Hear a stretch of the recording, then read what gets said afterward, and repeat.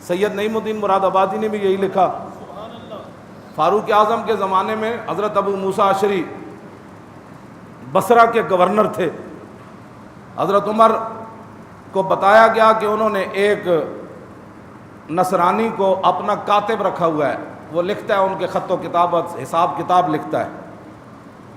حضرت عمر نے ابو موسیٰ اشعری کو بلا لیا، گورنر کو بلا لی، فرمایا تو نے ایک نصرانی کو یہ عہدہ کیوں دیا ہے؟ اللہ ان کو ذلیل کہتا ہے، تو ان کو عزت دیتا ہے۔ اللہ کہتا ہے ان کو دور رکھو، تو ان کو قریب کرتا ہے۔ ابو موسیٰ اشعری کہنے لگے کہ اس کے بغیر میرا گزارا نہیں۔ سنیں ذرا بات، اسلام یہ ہے۔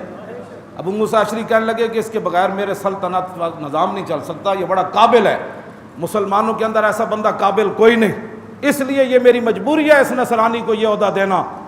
فارق حق و باطل امام الہدا، تیغ مسلول شدت پہ ترجمان نبی ہم زبان نبی۔